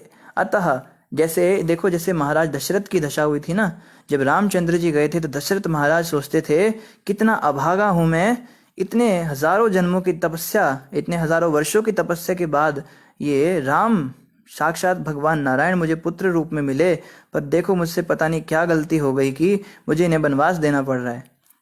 लेकिन दशरथ महाराज के केस में उन्हें यह सौभाग्य नहीं मिला था कि वापस राम जी को रिसीव कर पाते, नहीं तो यहाँ पे जैसा वर्णन आ रहा है इससे भी 1000 गुना स्वागत राम जी का हुआ होता दशरथ जी के राज्य में। लेकिन वो तो वियोग में मर ही गए, वो तो वियोग सहन ही नहीं कर पाए। तो यहाँ पे जो है पुत्र जब गया तो इनको भी बड़ा बुरा लगा, और अब ये क्या कर रहे हैं, अतः वे अत्यंत प्रेमवश दीर्घ काल से खोए हुए पुत्र का आलिंगन करने के लिए आगे बढ़े। अब आगे दौड़ रहे हैं अपने बेटे का आलिंगन करने के लिए। कहाँ तो उसको गोद में भी बिठाने को तैयार नहीं थे, और कहाँ अब जो है भागे जा रहे हैं। लंबी लंबी सांसें भरते हुए राजा ने उनको अपने दोनों बाहुओं में भर लिया, किंतु ध्रुव महाराज पहले जैसे न थे। उनको गले लगाकर उन्हें पहली वाली फीलिंग नहीं आ रही है जैसे एक बच्चे को गले लगाकर आती है। क्यों? क्योंकि वे भगवान के चरण कमलों के स्पर्श से आध्यात्मिक उन्नति मिलने से पूर्ण रूप से पवित्र हो चुके थे। अब उन्हें लग रहा है जैसे मैंने किसी बहुत पवित्र वस्तु को गले लगा लिया, किसी साधु को गले लगा लिया। अब वो बच्चे वाली फीलिंग नहीं आ रही है। ध्रुव महाराज के मिलन से राजा उत्तानपाद की चिर अभिलाषित साध पूरी हुई, अतः उन्होंने बारंबार ध्रुव का सिर सूंघा और अपने ठंडे आंसुओं की धाराओं से उन्हें नहला दिया। तो इतने आंसू निकाले राजा उत्तानपाद ने कि ध्रुव महाराज नहा ही गए उनके आंसुओं में। तब समस्त सज्जनों में सर्वश्रेष्ठ ध्रुव महाराज ने सर्वप्रथम अपने पिता के चरणों में प्रणाम किया और उनके पिता के अनेक प्रश्न पूछते हुए उनका सम्मान किया। तो पिताजी बहुत सारे प्रश्न पूछने लगे, बेटा कहाँ चले गए थे, क्या हुआ बताओ, तुम्हारे साथ क्या क्या हुआ, तुमने क्या क्या देखा, कुछ दिक्कत तो नहीं हुई तुम्हें कोई रोग तो नहीं हो गया। तब उन्होंने अपनी दोनों माताओं के चरणों पर अपना सिर झुकाया। तो ध्रुव महाराज अब सुनीति को तो चरण झुका ही रहे, उनके चरणों में तो सिर झुका ही रहे हैं कि तुमने मुझे भगवान का रास्ता बताया। ये सुरुचि माता के भी चरणों में सिर झुकाने लगे। लेकिन जब ये यहाँ से गए थे तब ये वैसे नहीं थे। तब इनके मन में द्वैत भाव था, ये मेरी माँ है और ये जो दूसरी है ये मेरी सौतेली माँ है, ये अच्छी है वो बुरी है। पर अब जब वापस आए तो उन्हें दोनों में कोई फर्क ही नहीं लग रहा है। ऑफकोर्स उनका भी व्यवहार बदला था, लेकिन ध्रुव जी अब आत्मा के स्तर पे पहुंच चुके थे। अब उन्हें पता चल गया कि इन दोनों में से कोई भी मेरी माँ नहीं है, ये अंतर पड़ गया। तो भक्त जो होते हैं उनके मन से ये द्वैत भाव समाप्त हो जाता है। कई लोग कहते हैं पता नहीं मेरे बेटे को क्या हो गया, पहले तो इतना मेरे साथ गले लगता था, घंटों घंटों बातें करता था, मेरा हाल खबर पूछता था, अब तो वो इतना निर्मोही हो गया, इतना पत्थर दिल हो गया, उसको फर्क ही नहीं पड़ता हम मर रहे हैं जी रहे हैं, वो ब्रह्मचारी बन गया, या देखो कैसे भक्ति में लगा रहता है, यहाँ घर में सब झगड़े चलते रहते हैं, वो अपना मंदिर कमरे में बैठा रहता है। तो ये क्यों होता है? क्योंकि वो अब थोड़ा सा आध्यात्मिक रूप से आगे बढ़ गया है। अब उसको समझ में आ गया कि ये जिस स्त्री ने मुझे जन्म दिया है ये मेरी माँ है ही नहीं, ये भी भगवान के पुत्र है और मैं भी भगवान का पुत्र हूँ, ये भी संसार में फंसी है, मैं भी संसार में फंसा हूँ, लेकिन क्योंकि इसके माध्यम से मुझे शरीर मिला है, इसलिए अगर मैं अच्छे से भक्ति करूँगा तो इसको भी उसका लाभ मिलेगा। प्रहलाद महाराज आगे बताएंगे, जो व्यक्ति भक्ति करता है उसके माता पिता तो क्या, उसकी 7 पीढ़ियों का उद्धार हो जाता है, सातों की सातों पीढ़ी वैकुंठ में जाती हैं। जो शुद्ध भक्त बन जाता है उसकी 14 पीढ़ियों का उद्धार होता है। तो हम क्या बात करते हैं कि हम माता पिता के कष्ट नहीं देख सकते, हम उनको खुश करने के लिए मंदिर जाना बंद कर दे, साधना बंद कर दे, जप बंद कर दे। अरे यही करने से तो उनका परम कल्याण होगा। जो माँ बाप को भौतिक वस्तुएं लाकर दे रहा है, बेटा बहुत पैसे कमा के खिला रहा है, अपनी माँ को एकदम टनाटन कर रखा है, वो भी पूरे मेकअप लिपस्टिक लगा के बुड्ढी बुड्ढी, इस उम्र में भी भक्ति वक्ति की तो कोई बात ही नहीं, पार्टियों में घूम रही है बहुत चमक धमक में, पिताजी को बहुत उसने पेंशन दिला दिया और पिताजी भी मांस खा रहे हैं और बुढ़ापे में भी हुक्के पी रहे हैं, शराब पी रहे हैं, और हम कहते हैं ये बेटा बहुत बढ़िया है, देखो उसने कितने अच्छे से अपने माँ बाप को रखा है। अरे ये तो नर्क ले जाने के लिए उनको तुला हुआ है। इस बुढ़ापे में उन्हें भक्ति करानी चाहिए और ये उन्हें भोग करा रहा है, विषय भोग दे रहा है। संसार में भले ही इसकी जय जयकार हो जाए, पर जब इसके माता पिता नर्क के अग्निकुंड में गिरेंगे तो वो इसको गालियां देंगे कि हाय हाय ऐसा पुत्र पैदा हुआ, इतना उसने विषय भोग करा दिया बुढ़ापे में भी, अब हमें जलना पड़ रहा है। फिर फिर आंखों में सलाखें और वो सब होगा ना, तब माता पिता की हालत खराब हो जाएगी। ये सोच के भक्त लोग जो हैं अपने माँ बाप को ये सब चीज़ें नहीं देते। वो कहते माँ तू बस राम नाम जप, पिताजी आप बस महामंत्र जपो, कहाँ संसार में पड़े हो, क्या क्या करोगे पेंशन का। इसलिए माँ बाप के बच्चे निर्मोही हो जाते हैं। भक्त जो होते हैं वो सोचते चलो माँ बाप तो सुधरने वाले हैं नहीं, इन्होंने तो जीवन जी लिया, बुढ़ापे में क्या भक्ति करेंगे, जवानी पूरी विषय भोग में निकाली, पर कम से कम मैं तो अच्छे से भक्ति कर लूँ। मुझे याद है मैंने अपने पिताजी को, जब मैं यहाँ पे आया था मंदिर में, ज्वाइन किया था पूरी तरह से, हमारे पिताजी का बड़ा सपोर्ट रहा शुरू से ही, वो कभी हमें किसी चीज़ के लिए रोकते नहीं थे। तो पिताजी ने कहा तुम्हें जहाँ जाना है तुम जाओ, हमारी ओर से तुमको कोई मनाही नहीं है, पर तुम जा रहे हो तो सच्चे साधु बनना है, नकली वाले मत बन जाना। हमने कहा नहीं पिताजी आप चिंता मत करो। तो ऐसे ही मजाक मजाक में 1-2 साल बाद हम फ़ोन पे भी बातें करते रहते हैं, तो बोला कि पिताजी आप भी कुछ भक्ति कर लो, बेटा तो इतना आगे निकल गया आपका, आप भी तो कुछ करो। तो वो कहते हैं हमें कुछ करने की ज़रूरत ही नहीं है, तू नहीं कहा है, तेरी भक्ति करने से हमारा भी उद्धार हो जाएगा, हम आराम से यहाँ पे रहते, तुम अपनी भक्ति करो, तुम्हारी जिम्मेदारी है अब हमें भगवत धाम ले जाना। हमारी माता जी भी यही जवाब देती हैं। तो देखो कितनी जिम्मेदारी आ गई हमारे सिर पर। अब हम केवल अपने लिए भक्ति नहीं कर रहे हैं, हम अपने परिवार के लिए भी भक्ति कर रहे हैं। और जो शादीशुदा लोग हैं उन्हें तो पत्नी और बच्चों का भी उद्धार करना है। मान लो 2 बच्चे, 1 पत्नी, 2 माँ बाप, 5 जनों के लिए आपको भक्ति करनी है। वो लोग तो भक्ति कभी करने नहीं वाले, तो आपको उनके लिए भक्ति करनी है, 5 गुना एक्स्ट्रा साधना करनी पड़ेगी। 16 माला अपनी, 16 माला पत्नी की, 16 बच्चों की, 16 माता पिता की। सोचिए, 64 माला तो कुछ भी नहीं है, 108 माला जपनी पड़ेगी रोज। इतनी जिम्मेदारी हमारे कंधों पर है और हम मजे से घूमते हैं कि हम तो पर जी घर गृहस्थी वाले हैं। अरे घर गृहस्थी वालों को तो ज़्यादा टेंशन होनी चाहिए, कैसे इनका उद्धार करूंगा घर वालों का, मैं कैसे इनका उद्धार कर पाऊंगी। मेरा पति तो भक्ति करता नहीं है, मुझे ही इसके हिस्से की भी भक्ति करनी पड़ेगी। तो इस प्रकार से हमें इन बातों को समझना है और अपने जीवन में धारण करना है कि भक्ति ही जीवन है। माता पिता को या बच्चों को या संसारिक जो रिश्तेदार हैं उन्हें ये भौतिक वस्तुओं से संपन्न करने से कोई फायदा नहीं, इससे उनका नुकसान ही होगा। हम तो कई बार बड़े घबरा जाते हैं जब हम सोचते हैं हमारे माता पिता को नरक में जाना पड़े तो क्या होगा उनके साथ। ये सोच सोच के हमें कई कई बार हमारा मन विचलित हो जाता है भक्ति से। तो सोचते हैं अपने लिए नहीं करना, उनके लिए करना है, क्योंकि उन्होंने इतनी कृपा की, उन्होंने हमें ये मनुष्य शरीर दिया। मेरे माता पिता नहीं होते तो ये शरीर कैसे मिलता। तो उनकी बड़ी कृपा रही मेरे पर। अब मेरा ये फर्ज बनता है कि उनका ये कर्ज मैं चुकाऊं, भक्ति इतनी अच्छी तरह करूं कि इस जन्म में भी वो सुखी रहें और परलोक भी अच्छा हो, उनका परलोक गमन अच्छा हो जाए।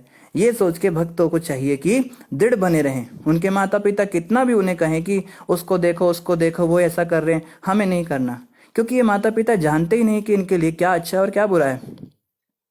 पर हम तो जानते हैं ना इनके लिए क्या अच्छा है। इसलिए हमें भक्ति में बहुत दृढ़ बने रहना है और इतनी अच्छी तरह भक्ति करनी है ताकि इनकी भी सद्गति हो। और यकीन मानिए, श्रीमद् भागवत में कुछ भी बात झूठ नहीं लिखी है। अगर ऐसा लिखा है कि 14 पीढ़ियों का उद्धार होगा तो अवश्य होगा। हमारे बाप दादा परदादा सरदादा, ये जो भी इतने ऊपर के जितनी पीढ़ियों के हमारे रहे पूर्वज, वो अगर उल्टे सीधी लोकों में चले गए अपने कर्मों से, तो वो भी देखते होंगे हमें कि चलो भगवान की बड़ी कृपा है, अब जाके हमारे वंश में कोई तो वैष्णव पैदा हुआ है, अब ये कुछ भक्ति करे तो हमारा भी जंजाल छूटे। ये नरक की यातनाएं भोग भोग के हम भी परेशान हो गए थे। तो उन सब की उम्मीदों को, उन सब की आशाओं को तो पूरा करने के लिए भक्ति करो भाई। भक्त को हमेशा परोपकारी होना चाहिए। भक्त को कभी भी ये ऐसा नहीं होना चाहिए, सेल्फिश नहीं होना चाहिए। जो सेल्फिश होता है उसको भगवान नहीं मिलते। परोपकार क्या है? वास्तविक परोपकार हमारे पूर्वजों के ऊपर, हमारे माता पिता के ऊपर, हमारे परिजनों के ऊपर यही है कि हम अपनी भक्ति अच्छे से करें, दृढ़ करें और उनका भी उद्धार करें।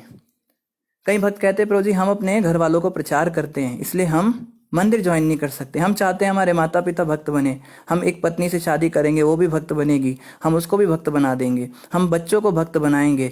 अरे इनको भक्त बनाना हमारे हाथ में है ही नहीं। हम खुद को भी भक्त नहीं बना पाए आज तक। हमारी तो मंगल आरती होती नहीं और हम पत्नी को उठाते, ए उठ जा, 4 बज गए, जाओ मंगल आरती जाओ, बच्चों उठो जाओ। फिर पापा आप लेटे हुए बिस्तर पे, हाँ मैं आऊँगा बाद में आऊँगा, और पापा जी पता लगा 8 बजे तक सोए पड़े हैं। तो कितने दिन तक वो देखेंगे ड्रामा। हम खुद तो भक्त बन नहीं पाए और हम बात करते हैं इनको भक्त बनाएंगे। ये भक्त तभी बनेंगे जब हम दृढ़ विश्वास के साथ, दृढ़ संकल्प के साथ ध्रुव महाराज की तरह इनके प्रति जो मोह है, आसक्ति है, उसका त्याग करेंगे। वास्तव में जब हम ये बात बोलते हैं ना कि हम इनको भक्त बनाना चाहते हैं अपने परिवार के लोगों को, इसलिए हम पारिवारिक इन चीज जंजालों में पड़े हैं, तो वास्तव में हम क्या कर रहे होते हैं? अपने जो मोह है, अपनी जो आसक्ति है परिवार से, उसको छुपाते हैं इस आड़ में कि हम इन्हें प्रचार करना चाहते हैं। प्रभु जी हमें इनसे कोई आसक्ति नहीं, हम तो परमहंस हैं, हम तो सुखदेव गोस्वामी की तरह हैं जो पैदा होते ही अपने माता पिता को छोड़ के चले गए थे।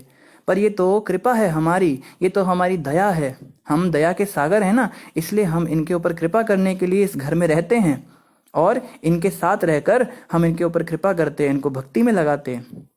और उनके घर में जाओ जरा, कितनी भक्ति में लगे उनके परिवार वाले, घर में जाते ही दिखाई देगा प्रभु जी आपके घर में तो कोई भक्ति का माहौल दिखता नहीं। माता तो आपकी टीवी देख रही है, पत्नी रानी आपकी रेस्टोरेंट में बैठी हुई है, बच्चे आपके होमवर्क कर रहे हैं और घर में कुत्ता भी पाल रखा है, वो मालकिन का सिर खा रहा है। तो कहेगा हाँ प्रभु जी चल रहा है, प्रयास जारी है, कभी तो भक्त बनेंगे। देखो मेरी पत्नी ने देखो माला करनी शुरू की है, कभी कभी कर लेती है वो माला, देखो देखो। अरे किसको मूर्ख बना रहे हो भाई, किसको मूर्ख बना रहे हो? इस मोह जाल को छोड़ो, या आसक्ति छोड़ो परिवार से। इनका वास्तव में भला चाहते हो तो अपनी भक्ति को दृढ़ करो और आगे बढ़ो। और आपकी भक्ति करने से भगवान कृष्ण ने कहा है गीता में भी, मैं तुम्हारे परिवार का भी उद्धार कर दूंगा, तुम डरो मत। तो इन्हीं शब्दों के साथ आप सभी का धन्यवाद। किसी का कोई प्रश्न हो तो आप जो है कमेंट पर पूछ सकते हैं। जिन भी भक्तों ने हरे कृष्णा और दंडवत प्रणाम लिखा है उन सभी को हमारी ओर से भी हरे कृष्णा और कोटि कोटि दंडवत प्रणाम।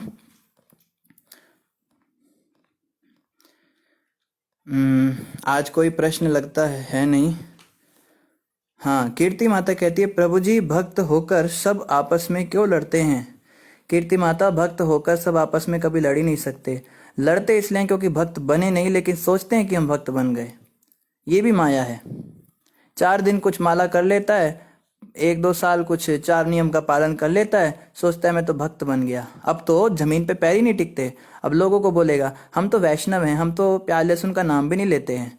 आपको पता नहीं है आप हरे राम राम कितना पाप करते हो आप। आपको पता है चिकन खाने से आपको नरक में ऐसा होगा वैसा होगा। हमने तो सब छोड़ दिया है। अरे 100 चूहे खा के बिल्ली हज को गई है। शर्म आनी चाहिए जब हम दूसरों से अपने आप को श्रेष्ठ समझते हैं। हम लोगों को निकृष्ट समझते हैं कि देखो हम कितने महान भक्त हैं, हम फलाने संस्था में जुड़ गए, हमने उन गुरु से दीक्षा ले ली। दीक्षा लेने के बाद तो लोग सोचते हैं बस पहुंच गए। दीक्षा का मतलब क्या होता है? प्रभुपाद जी ने अंग्रेजी में दीक्षा का अनुवाद क्या किया है? इनिशिएशन। इनिशिएशन का मतलब शुरुआत होता है, इनिशिएट करना। अभी तो शुरुआत हुई, अभी तो एडमिशन हुआ है।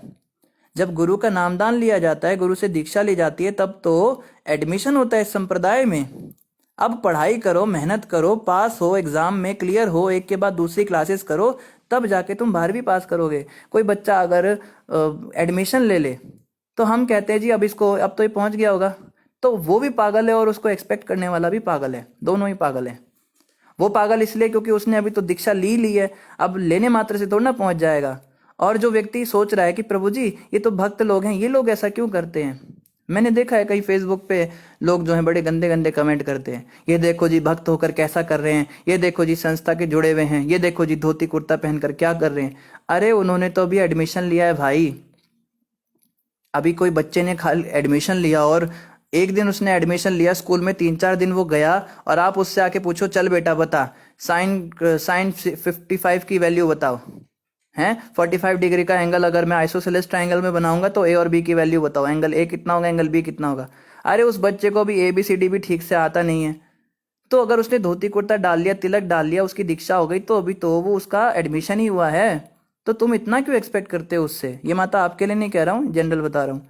तो तुम इतना क्यों एक्सपेक्ट करते हो कि उसमें बिल्कुल 26 के 26 गुण दिखने चाहिए भक्तों के, शुद्ध भक्तों वाला भाव होना चाहिए। भक्तों को तो क्रोध नहीं आना चाहिए, भक्तों में तो काम वासना नहीं होनी चाहिए। ये देखो जी ये जुड़ने के बाद ये दीक्षित भक्तों के हाल हैं, हमें तो बड़ा बुरा लगता है, इसलिए हम तो इस संस्था से ही दूर रहते। अरे बड़े महान कर लिया तुमने काम, हमें मौका मिलता है, हम तो चाहते हैं उसको बदनाम करना, उस संस्था को या इस भगवत भजन के मार्ग को, या किसी गुरु के प्रति हमारी आस्था नहीं होती तो उसको बदनाम करने का मौका ढूंढ रहे होते हैं। और हमें कोई एक आधा ऐसा मिल जाता है थोड़ा लापरवाह व्यक्ति, और हम उसको पकड़ के और खींच देते हैं बात को। देखो जी पूरी संस्था ही बेकार है, ये तो पूरा इसका तो गुरु ही बेकार है, इनका तो पूरा सिस्टम ही बेकार है। तो माता ये समझना है, हमें एक्सपेक्टेशन इतनी नहीं रखनी। नए नए भक्त हैं, अभी नए नए जुड़े हैं, धीरे धीरे प्रगति होगी इनकी भी। अभी भक्त बने थोड़े ना है, अभी तो झगड़ा करेंगे, अभी तो फसाद ही करेंगे। तो एक्सपेक्ट करने वाला भी मूर्ख है, और जो व्यक्ति सोच रहा है कि मैंने दीक्षा ले ली मैं भक्त बन गया, वो भी मूर्ख है। ये बात हमको समझनी होगी माता। पर हाँ ये बात तो है कि इसने कम से कम एडमिशन ले लिया, इसलिए ये मुझसे श्रेष्ठ है। हम कहते हैं कि देखो जी भक्ति करने के बाद, नामदान लेने के बाद इनका ऐसा हाल है, इनसे अच्छे तो हम हैं, कम से कम हम ड्रामे तो नहीं करते। अरे तुम कितने महान हो क्या, तुमने तो एडमिशन भी नहीं लिया है, तुम तो नरक में जाने की तैयारी कर ही रहे हो। ये कुछ भी गलत काम करेगा तो इसका गुरु इसको बचाने आ जाएगा नरक में, तुम्हें बचाने कौन आएगा? तुम तो निराधार एक धारा में बहे जा रहे हो, तुम्हारी तो ऐसी नाव है जिसपे कोई कप्तान ही नहीं है, तुम तो बस भाव में बहे जा रहे हो, तुम्हें कौन बचाएगा? तो तुम्हारा क्या अधिकार है कि तुम उसको बोल रहे हो कि ऐसा है वैसा है? उसको उसका उद्धार हो जाएगा, वो ट्रेन में बैठ चुका है, वो पहुंचेगा कभी ना कभी, 10 साल बाद पहुंचेगा, 20 साल बाद पहुंचेगा, 100 जन्म बाद पहुंचेगा, पहुंच जाएगा। लेकिन तुम तो ट्रेन में ही नहीं बैठे, तुम्हारा क्या होगा? ये सोच के हमें अपने ऊपर ज़्यादा फोकस करना चाहिए, ग्लानि करनी चाहिए कि देखो मैं कितना मूर्ख हूँ, खुद तो मैं संसार कूप में फंसा हुआ हूँ और दूसरों को देख के मैं ठहाके लगा रहा हूँ।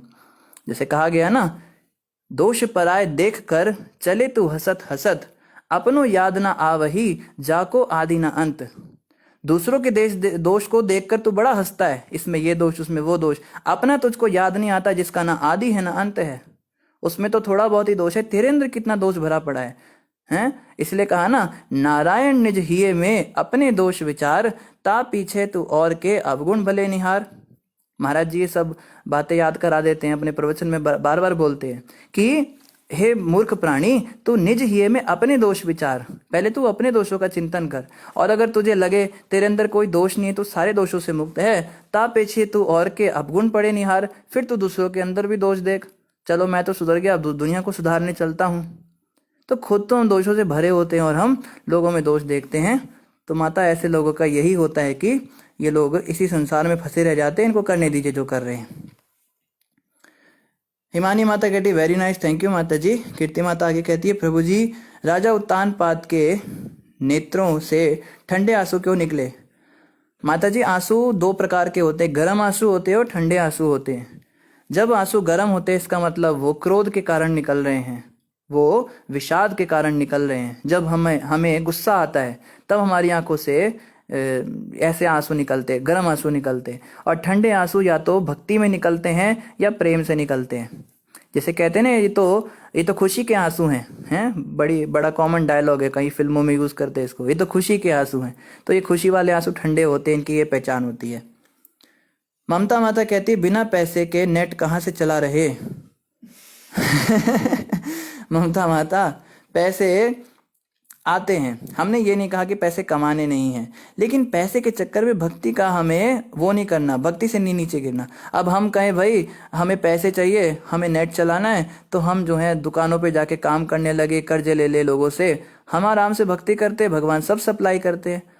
और मैं बताऊं माता, अगर आप सच में भक्त करोगे ना, भक्ति करोगे, आपको खुद चमत्कार होगा, विस्मृति होगी, आप विस्मय रह जाओगे, कहाँ से आपके पास सब पैसा आ रहा है, कहाँ से इंतजाम हो रहा है।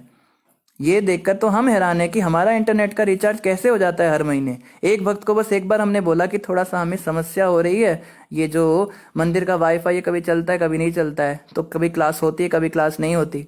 और उस भक्त ने तब से आज तक एक बार भी हमने उसको दोबारा नहीं बोला, टाइम पे उसका रिचार्ज हो जाता है। तो करने वाले तो भगवान ही है ना, उसको प्रेरणा उसके हृदय में तो भगवान ही कर रहे हैं। तो हमने ये तो कभी कहा ही नहीं कि इन चीज़ों की हमें ज़रूरत नहीं। हाँ, इन चीज़ों के चक्कर में हम अपना मनुष्य जीवन बर्बाद कर दे, ये पागलपन है कि मैं पैसे इकट्ठे करने के लिए लोगों के पीछे पीछे पड़ता रहूं, दिन भर उसी में लगा रहूं, और मैं सोचूं बस मेरा नेट अच्छे से चल जाए और माला वाला क्या करनी है, छोड़ो उसको। वो चीज़ गलत हो जाती है माता। तो आप मेरी बातों को गलत ना समझे, मैं कुछ और कहना चाहता था। संजय कुमार जी कहते वेरी नाइस, धन्यवाद प्रभु जी। निधि सहदेव माता कहती है, प्रभु जी आपने कहा भगत बनने पे हमारी भक्ति से हमारे पूर्वजों को स्वर्ग मिलता है, अगर उन्होंने बुरा से बुरे कर्म किए हों तो क्या तब भी उन्हें स्वर्ग मिल जाता है? बिल्कुल माता जी, मिल जाता है। अब आप कहोगे कि ये कैसे हो सकता है, जो उन्होंने कर्म किए पाप कर्म, उसकी तो उन्हें सजा मिलनी ही चाहिए। तो भगवान कृष्ण इसका गीता में अर्जुन को बड़ा सुंदर उत्तर देते हैं। कृष्ण भगवान कहते हैं, अर्जुन ने पूछा प्रभु उसके पूर्वजों के या उसके पाप चले कहाँ जाते हैं? जो उसने इतना पाप इकट्ठे किया, उन पूर्वजों ने इतने पाप किए, वो कहाँ चले जाते हैं? तो कृष्ण कहते हैं, वो निराकार ब्रह्म में लीन कर देता हूं मैं, उन्हें ऐसी जगह गायब करता हूं पता ही नहीं चलता कहाँ चले गए। तो आप बिल्कुल निश्चिंत रहिए, उन्होंने कितने भी बुरे कर्म किए, हमारे माता पिता कितने भी कुकर्मी हो, अगर हम सच्चे मन से भक्ति कर रहे हैं तो उनका उद्धार जरूर होगा। अरे हिरण्यकश्यप का उद्धार हो गया, चलो वो तो कहने की बात है कि वो जय विजय थे, लेकिन अगर लीला को भी देखें हम, लीला में तो वो असुर ही थे ना। हिरण्यकश्यप का उद्धार हुआ प्रहलाद जी की भक्ति से। हिरण्यकश्यप से तो बुरे नहीं होंगे ना हमारे माता पिता या हमारे पूर्वज, तो जब उनका उद्धार हो गया प्रहलाद की भक्ति से, तो इनका क्यों नहीं होगा?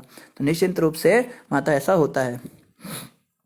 सुमन नायक जी कहते हैं, हरे कृष्णा परमात्मा जय हो। हरे कृष्णा माता जी, परमात्मा तो भगवान कृष्ण है, उनकी सदा ही जय जयकार होती है। वैकुंठ प्रभु ने ग्रुप का लिंक डाल दिया है, आप में से जो ग्रुप में ज्वाइन करना चाहते हैं तो आप ग्रुप में भी अवश्य ज्वाइन कर सकते हैं।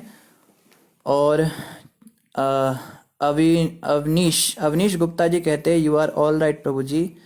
अवनीश गुप्ता जी धन्यवाद आपका, आपने थोड़ा साथ दे दिया, नहीं तो ममता माता ने तो मैं डरा ही दिया था।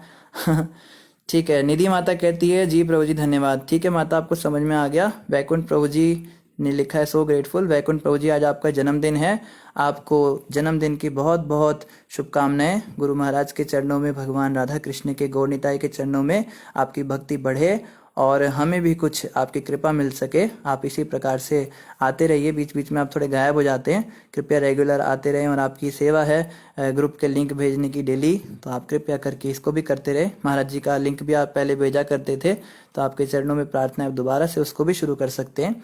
तो सभी का धन्यवाद। ग्रंथराज श्रीमद् भागवतम महापुराण की जय, जगत गुरु शिला प्रभुपाद की जय, श्री गुरु महाराज की जय, गौर भक्त वृंद की जय। हरे कृष्णा।